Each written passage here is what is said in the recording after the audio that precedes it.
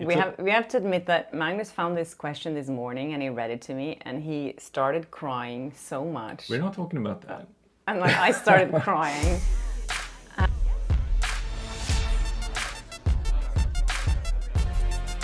Hi and welcome to Posey Talk. I'm Kjersti Flaa and I have my boyfriend Magnus with me. He is a real journalist and he's going to ask me some real questions today that you guys sent me. Or actually I put a little note out on YouTube 2 days ago where I asked you guys if you had any questions for me. You could ask me anything and there were so many questions, were there? More than 500, I think. More than 500 questions. Were there any good ones? Really good ones, I gotta say. Wide spectrum of stuff from like, Oscar to Justin Baldoni. Oscar our dog or Oscar the award show? Oh, Oscar the dog. Okay. Oh. Anyways, I thought it would be more interesting if Magnus asked me the questions and I hadn't looked at them beforehand to get it a little more interesting. Because if I look at the questions and I pick the ones I want to answer, then I won't get any hard questions to answer. Good. So, yeah, let's do it. You ready? Yeah. Do you regret speaking out about Blake Lively? I spoke out against the narcissist and I've really suffered. Wow. No, I don't actually regret it. I don't regret it. And I don't regret posting the video either. I think I would have done the same thing today. So no, but I know it can be really hard to deal with narcissists sometimes because, as we know, most of them don't have any empathy. And if you go out against a bully or a narcissist, they will never admit that they did anything wrong. So, yeah, but I don't regret it. If you had a chance or were forced to interview Blake Lively again, how would you respond to the congrats on your little bump comment? How would you have done the whole interview differently? I would not have started congrats on your little bump. Well, it's easy when you have the answers, right? When you know what happened. Yeah. No, I would not say congrats on your little bump again to anyone, actually. I think that... I wouldn't say that. But if I was forced to interview her again, I would hope that would be under circumstances that we agreed beforehand that we were going to talk about our previous interview together, that we could actually make some sense of why she was acting the way she did. And I would welcome an opportunity like that, actually. I think that would be amazing.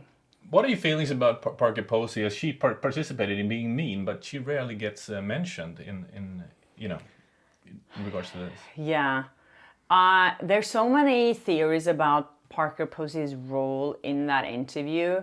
Some people say that she was led on by Blake Lively. And I'm not sure if I agree with that because I feel like, she was a grown woman at that point. I think she was like 50 years old when she did that interview. So I think for her to just play along, she didn't have to do that. And I think what threw me off, that I didn't notice this when I did the interview and when I left the interview, I noticed it when I watched the video afterwards, that she was rolling her eyes when I left the room. And I think that was kind of like, okay, that was a big turn off for me, I have to say. Were you surprised at how rude she was, or has she always been rude? Who, Blake or No, Parker? Parker Posey. I didn't know much about Parker Posey before that interview, I have to be honest with you. She's been kind of a character actor always. She's never had a lead in a movie that I know of. Did you know a lot about Parker Posey? I didn't know. Of course, I've seen her in many things, but, yeah. We did watch her in the new White Lotus yesterday. We got a little pre-screening for that. She plays... Yeah, her character is not very nice. Let's put it that way. And I think a lot of her characters that she's played has been kind of mean. So, I don't know. How do you stay strong when people are rude to you? Oh, gosh. I think for me, when people are rude to me, I try really not to react because that's what they want you to do. In the moment, they want you to react and be rude back or scream back at someone. And I don't think that's a good idea. I think when people are being rude to you, just let them be rude to you. And then afterwards, you can post the video and show everyone what it was really like. But yeah, no, I don't think being rude back is never a solution. I just feel like, if someone's rude to you, just rise above it and smile and say, thank you, I hope you have a wonderful day, and I'm sorry you feel like you have to be rude to me. So what do you do after a rough interview? Do you go for a run or a walk, or how do you get rid of that yucky energy? I usually cry and drink wine. It's true. I call someone. I feel like you always have to talk to someone and vent your emotions. Like I talk to you when these things happen, because, and also because you know what it is like to be in these situations. So I think like talking to someone that can relate to you is great. And then also, I don't run, but doing like weight training or go and play tennis, go for a walk.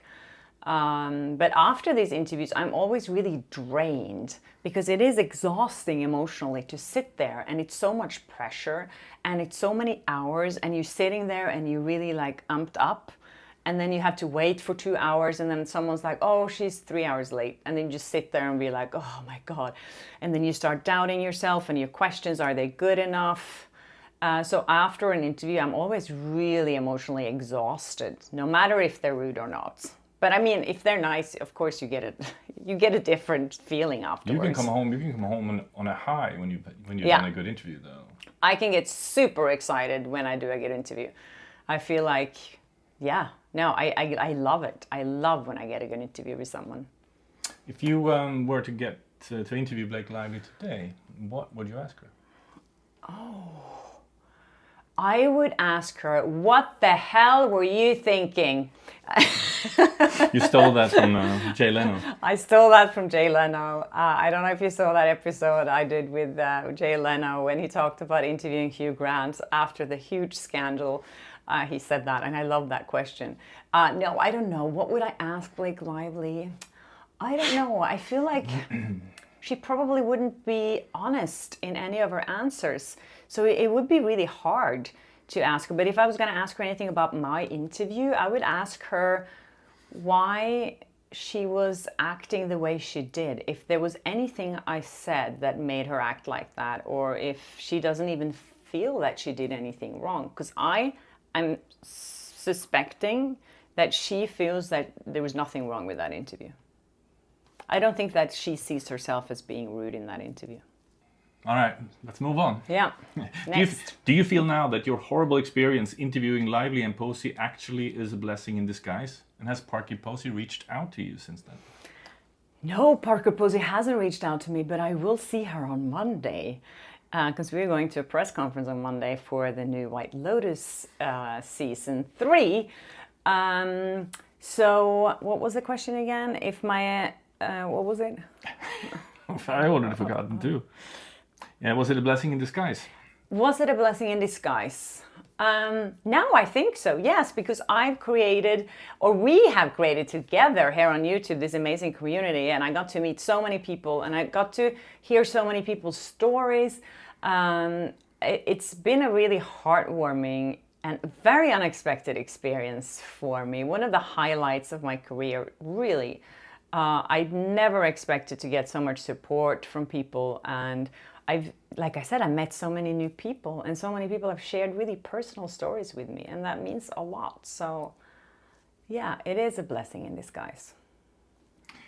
Has Justin Baldoni or Brian Friedman contacted you? Are you able to tell us? I'm able to tell you, and no, they've never contacted me. And even if I think that they probably have thought about it, I don't think it would be very smart of them to do that. Because if they're ever going to call me for a witness, it would be good for them to prove that they've never been in touch with me. So, no. There is a part 2 of this question. Is there any advice you could give us when dealing with powerful people and organizations? Oh, that's a very difficult question. Any advice on dealing with, wow, get a YouTube channel and talk about it. Because that's the most powerful thing you have, your voice and your opinion. And yeah, so then people have to listen, you know, don't let them bully you. But it's not an easy thing to do. You have to be in a place in your life where you can deal with stuff like that. And you have to have people around you that you trust and that are supportive, that can be there for you. Because going through something like that alone, yeah, that's hard. Do you think that you could be asked to testify in court that you were not hired as any part of a smear campaign against Blake Lively? And if so, how do you feel about it? I think I could be definitely asked to do that, and I will be okay with that. I'll definitely. It would be an interesting experience. So yeah, I'll testify. Do you ever get afraid? The Golden Globes, the New York Times, the couple that are very influential, does it never scare you that they try to destroy your life further? I get a little scared, but I get more pissed off, I think. Wouldn't you say that? Do you feel like I get afraid sometimes? No, I don't. I haven't really seen that. I'm probably more afraid. Yes, he's more afraid than I am. I'm always like, I'm going to go out and I'm going to say that and I'm going to do that interview and I'm going to clear everything up. So, yeah. But for me, being afraid is one thing, but then just sitting there and not saying anything, that's the worst for me. It kills me to feel that I've been treated the wrong way or there's injustice out there. I get really frustrated. I get frustrated with other things in the world too. That's wrong, as you know. I can get very winded up about things. So, yeah. Do you feel a journalistic duty to report fairly and accurately on this situation when so many others are not? And will you continue to add in these sorts of commentary videos into your normal content going forward? Yes, absolutely. And I'm trying my best to not put any misinformation out there. And I have to say, it's a challenging landscape now because so many people have opinions and so many people want to matter and they want to have their voice heard and they want clicks on YouTube or on TikTok or wherever it is. And sometimes they just make things up to get more interesting. And sometimes these things get legs and then you mean like they did about you? Yeah, like they did with me. And then the media picks it up and then it becomes the truth. So it's a slippery slope. And I'm trying my best to just, be truthful and fact check everything that I talk about. But, we all make mistakes.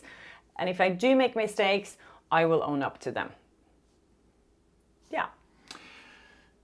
After the Blake-Justin lawsuit dies down, what do you plan to post on your YouTube channel? Would you consider covering other celeb stories as well? I would consider covering anything, really. I can talk about anything, but I think there's a lot of interest from inside stories of what goes on in Hollywood. So I'm probably going to talk about that because this is the territory that I know. So yeah, I did make a lot of other videos this fall about my experiences as an entertainment reporter. Some of them are good, some are bad. But if I can make any difference out there, I'll be very happy to talk about anything else too. This one's short and sweet. Mm-hmm. Are you happy? Oh, of course I am happy. I have this guy. And Oscar. He's here. No, he's not behind us. No. He's somewhere. What language do you and Magnus speak to each other in? I know a couple who, she was German, he was Italian. They would both speak English, but they were most comfortable speaking French instead of English to each other. Vi snackar norsk och svensk till varandra. Norwegian and Swedish. Yeah, so I speak Norwegian to him, he speaks Swedish back to me. The languages are very similar. So yeah, we are a Scandinavian household. Okay, you ready for this? Yeah. All right. How did you meet Magnus? Oh, we met at a Game of Thrones premiere party. Now I was just thinking that it's kind of, all comes together now. We're talking about the dragon and Khaleesi and all that stuff, That's you know? Right. And we did actually meet at a Game of Thrones party in New York in 2015, was it? So 14? Yeah, it's over 10 years ago. And none of us was watching Game of Thrones. And we bonded over it. And I was introduced to you. This guy was like, oh, you have to meet Magnus, he's from Sweden. And I was like, oh, you're from Sweden. It's always when you're Norwegian and Swedish and you meet people from your almost same country, you have a connection. And we did. And then you lived in LA here and I lived in New York and we went back and forth until I moved here. And then we got a question that really touched me.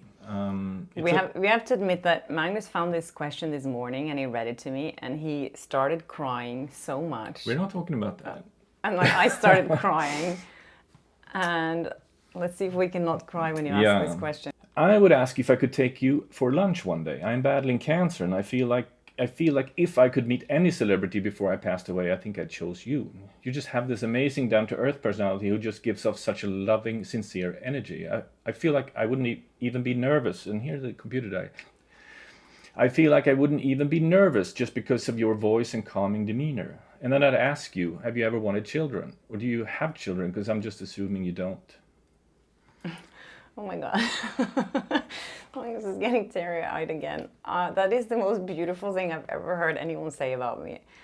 And I would love to take you to lunch. I don't know, where does she live? In Canada. In Canada. Can we do a Zoom lunch maybe? I don't know if I can go to Canada, but I would love to meet you too. And I would love to have lunch with you. And I'm so honored that you said something like that about me. Like I said, we were crying this morning and it was just, I don't know what to say because I just find it so amazing. Please send me an email and we will arrange something that we can talk on the phone or, if we can put up a Zoom call or something like that, I would love to. And if we have children, no, we don't. Okay. We can come back for round 2. We'll come back for round 2. Thank you guys so much for sending me all these questions. I mean, there are 500 questions, so I'm definitely going to answer more of these questions as we go along. There were a lot of questions about your hair and makeup and your clothing and stuff, and I think that could. Okay, I'll promise because I know a lot of people ask about makeup tips and hair tips. I'm not a professional here at all, but I'm totally willing to share my routine or whatever it is. I'll make a video about that soon, I promise. Again, thank you guys so much for sending me all these questions. I really, really appreciate it. And thank you to Magnus for being a real journalist with integrity and being emotional in the interview situation. So yeah, please, if you haven't subscribed to my channel yet, please do and hit the notification button and I'll see you in my next episode. Bye. Bye.